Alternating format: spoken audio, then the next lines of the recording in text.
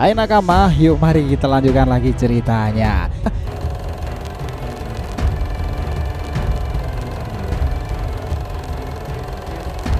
Kita akhirnya sampai pada tahap di mana para ego Jubi itu benar-benar sudah bereaksi. Jura yang notabene mendeklarasikan itu semuanya hingga melupakan sosok seperti Code yang notabene berhubungan dengan mereka. Sekarang ini dengan persiapan ego Jubi Jura, Hidari, Bug, dan Matsuri ke desa daun, apakah mereka sudah siap untuk tragedi besar tersebut? Nah sekarang, what if Jura's invasion of Konoha was worse than Pain? Nah bagaimana jika invasi Jura ke Konoha itu lebih parah daripada Pain dahulu? Apakah memang benar jika yang layak disebutkan memiliki kekuatan dewa adalah ego Jubi dibandingkan Pain Rikudo dahulu? Dan dampak seperti apa jika ego Jubi Jura sudah melakukan serangan kepada desa daun tersembunyi tersebut? Mungkin kemunculannya dia akan keluar dari dimensi lain pula dan terbang di atas sembari mengatakan, dimana kalian sembunyikan targetku Uzumaki Naruto? Well, sini akan sangat menarik sih. By the way sob, karena ini berkelanjutan, biar nggak miss nih, tonton dulu video kita sebelumnya yang ini ya. Jika sudah, mari kita lanjutkan ceritanya.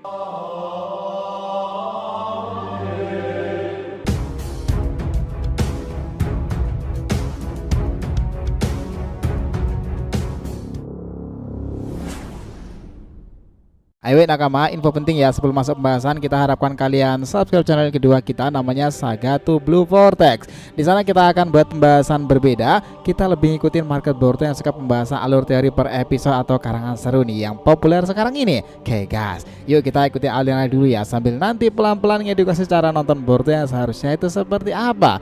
Kalian akan ikuti kisah berkelanjutan part-part Boruto to Blue Vortex di episodenya sambil dengerin versi liar perspektif kita. Oke, subscribe dari bahasa. Now back to the topic. Nah hipotesa ini adalah mengenai bagaimana jika invasi Jura ke Konoha itu lebih parah daripada Pain dahulu. Adegan dilanjutkan. Setelah Jubi Jura kemarin itu membaca beberapa buku dan diantaranya ada buku-buku dunia shinobi, Jura akhirnya paham bahwa jawaban dari pertanyaannya ada pada Naruto seperti video yang kita bahas awal itu. Sekarang ini bayangkan teman-teman, jika keempat ego Jubi sendiri berangkat dan mereka ternyata menggunakan kemampuan yang bersumber pada Jikukan Edo, dimensi lain maksudnya, yaitu bisa aja terjadi. Tetapi jika mereka bersumber pada para Sumayaka sendiri, kemampuan Code juga mereka dapati loh. Bisa saja kemunculan mereka itu ke desa daun dengan cara keluar dari tanda cakaran yang telah ditandai para monster Sumayaka itu, dan mereka langsung melesat ke desa sambil Jura berkata, ini ya daun desa tersembunyi itu, tempat para shinobi Konoha berada. Ya jelas kedatangan para ego Jubi ini harusnya akan langsung disadari para ninja tipe sensor. Cakra besar apa itu? Pasti reaksinya kurang lebih seperti itu. Kenapa mereka akan sadar dan tahu? Ya simple, karena mereka itu bukanlah Otsutsuki yang bisa menghilangkan tanda cakra mereka. Kecuali keempatnya itu bisa melakukan hal yang serumit itu, hanya Otsutsuki lah yang akan bisa mendeteksi mereka semacam Kawaki. Nah sebenarnya desa Konoha sendiri itu sudah punya sejarah tentang para monster yang mencoba menginvasi desa sendiri loh. Kita pasti tak akan pernah melupakan momen itu. Saat invasi yang paling membekas untuk para shinobi desa daun itu adalah dengan kedatangan Pain Tendo. Targetnya sama, Uzumaki Naruto. Memang sih Naruto ini banyak dicari orang-orang kuat ya. Dari sejak muda hingga dia menuju tua sekarang sama aja. Pain datang bersama dan tentu Tendo adalah yang mengetuainya. Dia langsung mendapatkan titik koordinat dan bertemu dengan Tsunade.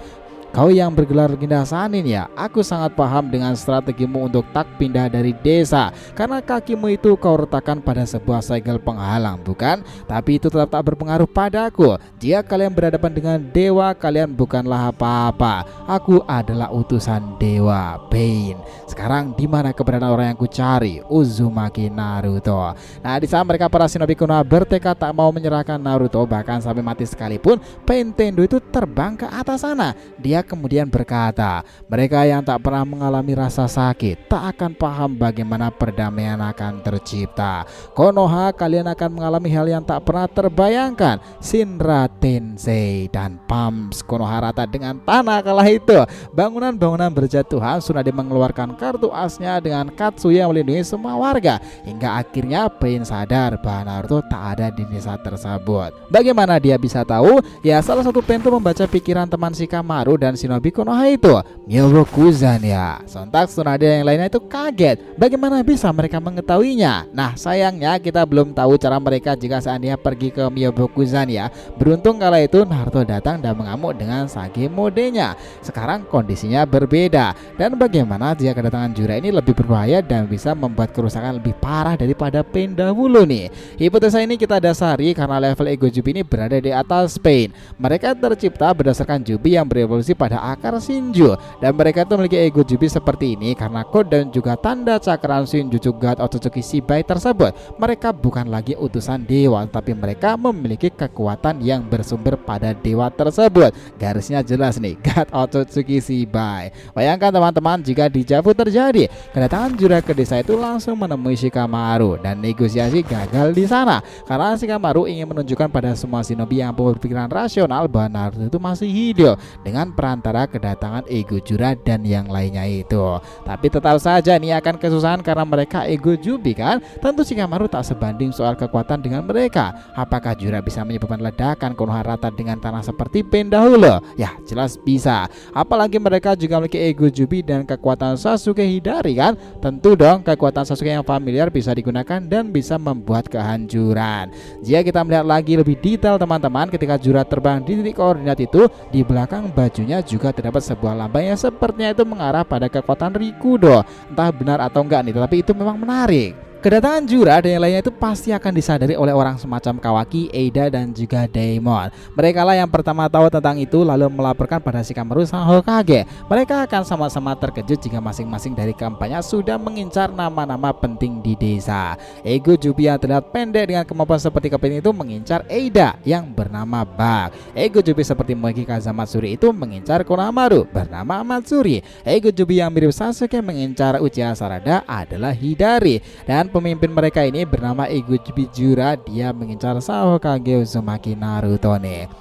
Bakal ada plot twist seperti apa nantinya. Pertanyaan sekarang, jika invasi Jura bisa aja lebih parah dari Pain dahulu, bagaimana cara mereka bisa menemukan Naruto nih? Ya ini ada beberapa opsi sih, dan kita sudah membahasnya juga opsi lain di channel Saga to Blue Vortex ya. Tetapi kalau berpatokan dengan rasionalitas, data itu sudah ada berdasarkan apa yang terjadi pada Pain dahulu. Mereka pada akhirnya mengambil seseorang untuk dibaca pikirannya dan tahu keberadaan Naruto kala itu.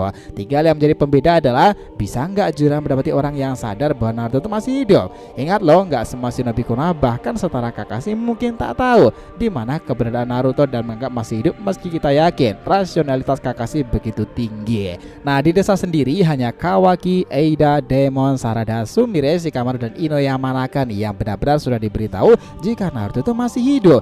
Boruto mengatakan dia sekarang berada pada sebuah dimensi yang hanya Kawaki yang bisa menjangkaunya. Itu adalah Daikokuten. Mitsuki diberitahu Boruto kala itu seperti itu. Ya jelas targetnya Kawaki kalau ingin paling rasional. Bagaimana cara mereka membacanya? Kita jadi berpikiran nih bahwa Rinnegan mereka akan berfungsi untuk itu.